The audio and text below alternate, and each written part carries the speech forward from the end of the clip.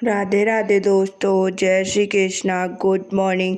अभी 5:21 हो रही थी और मेरी सुबह हो गई थी दोस्तों।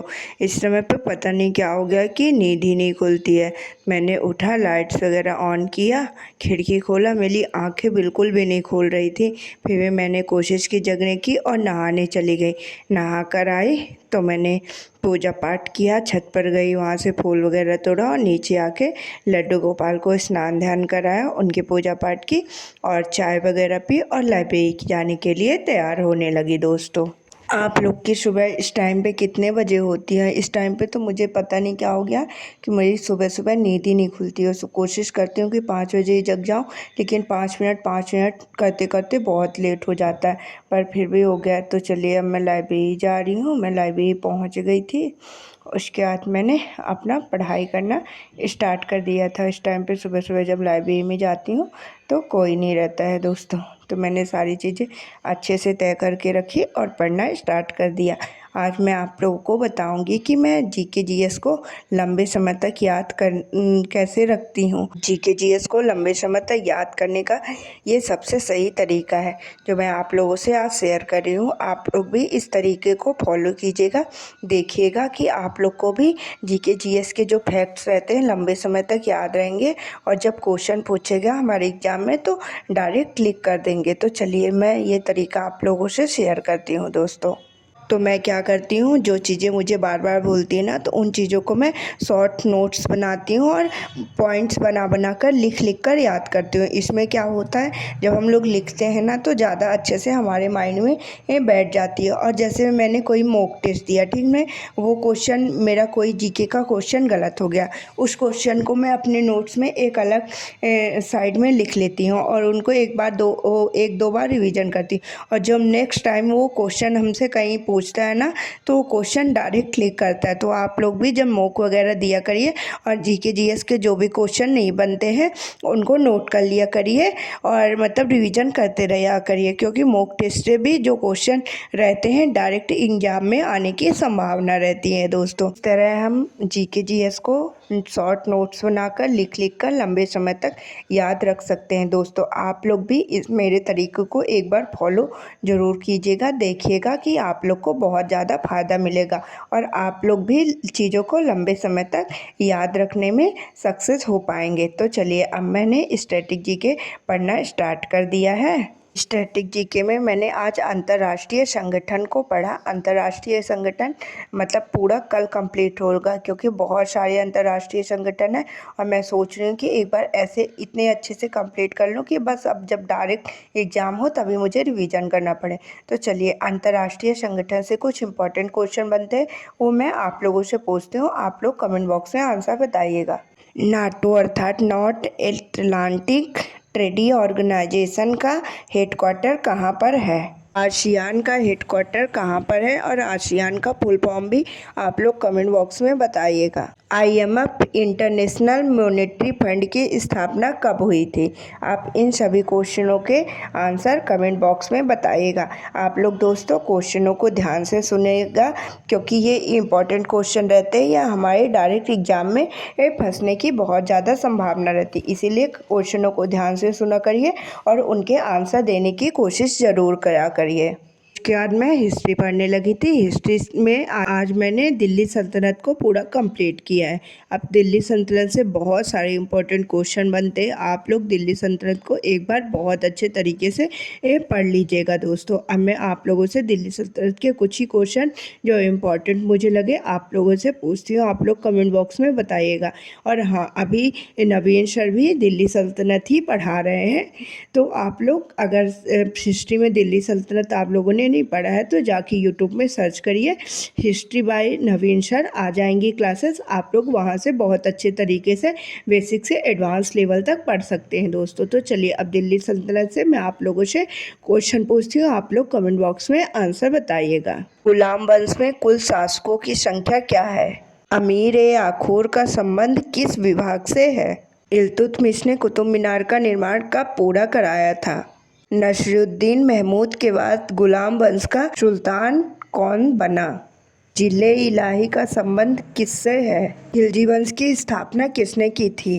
आप लोग के लिए ये मैं कुछ इम्पोर्टेंट क्वेश्चन मैंने छांटा था, वो मैं आप लोगों से पूछ रही हूँ। इनके आप लोग आंसर देने की कोशिश करिएगा। और हाँ, दिल्ली सल्तनत को एक बार आप लोग बहुत अच्छे तरीके से पढ़ लीजिएगा।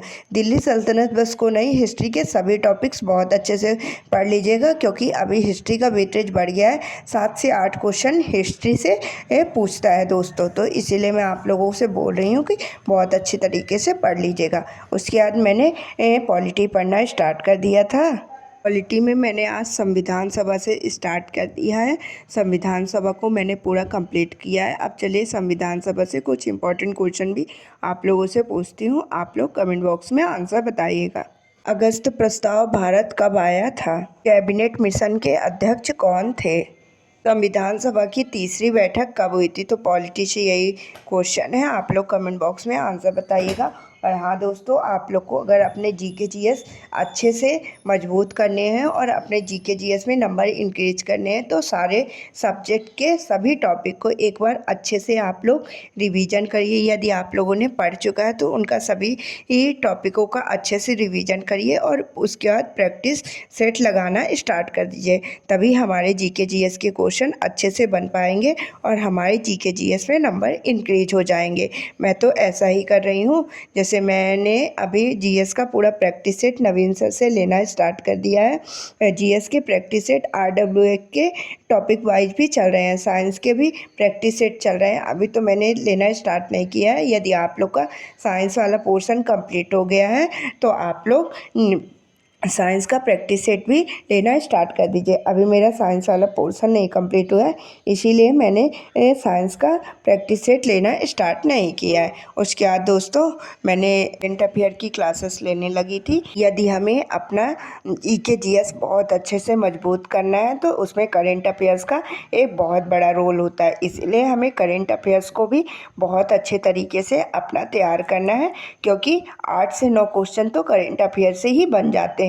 जैसे आरपीएफ कांस्टेबल एग्जाम में 12 से 13 क्वेश्चन करंट अफेयर से बने थे, तो अभी ये भी हम लोग का 40 मार्क्स का तो होगा ही, तो इसमें भी 8 से 9 क्वेश्चन करंट के बनने के बहुत ज़्यादा संभावना है दोस्तों। इसीलिए हमें अपना करंट अफेयर्स ही बहुत अच्छे से मजबूत करना है, यदि हमें जीके जीएस में अच्छे मार्क्स लाना है। उसके बाद मैं घर आ गई थी, तो घर में आके मैंने खाना वगैरह खाया और थोड़ा सा रेस्ट लिया और फिर लाइब्रेरी के लिए निकल गई दोस्तों। तो लाइब्रेरी में जाकर मैंने आज प्रायिकता वाला पूरा चैप्टर को कंप्लीट कर दिया।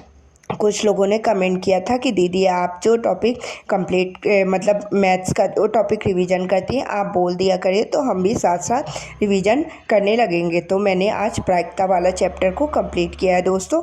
यदि आप लोगों ने अभी नहीं किया तो प्रायिकता वाला चैप्टर कंप्लीट कर लीजिए, और कल मैं जो टॉपिक स्टार्ट करूँगी वो मैं आप लोगों से शेयर करूँगी, तो आप लोग भी वो टॉपिक पढ़ना स्टार्ट कर दीजिएगा।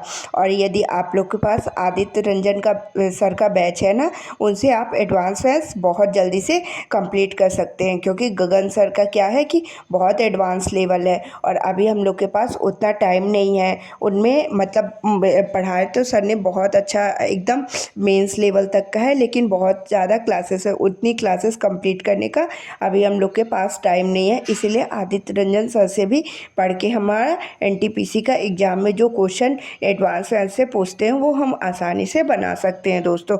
क्योंकि जैसे जैसे मैं पढ़ रही हूँ ना, तो मुझे समझ में आ रहा है, जब मैं प्रीवियस ईयर क्वेश्चन की प्रैक्टिस करती तो मुझे एडवांस मैथ्स के भी आसानी से क्वेश्चन बनने लगे हैं दोस्तों। उसके बाद मैंने जब प्रायिकता मेरा पूरा कंप्लीट हो गया, उसके बाद मैंने आज मैथ्स का सेक्शनल मॉक टेस्ट देना स्टार्ट किया।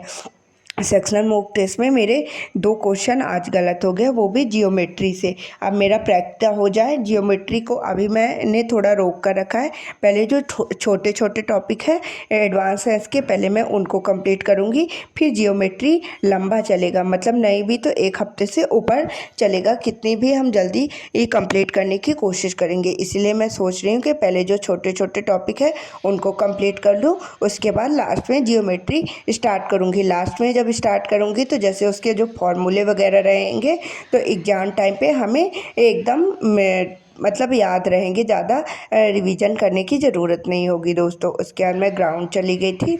इस टाइम पे तो रनिंग भी करती हूँ तो इतना पैर दर्द करने लगता है ना कि क्या बताऊँ। फिर मैं ग्राउंड से आई तो फिर से मैंने पढ़ना स्टार्ट कर दिया था। अभी मैं हिस्ट्री की क्लासेस ले रही थी। हिस्ट्री में वही सर पहले ग्लक वर्क्स को पूरा कंप्लीट कर दिया है। उसके बाद मैं प्रैक्टिस सेट जीएस का लेना स्टार्ट कर दी थी।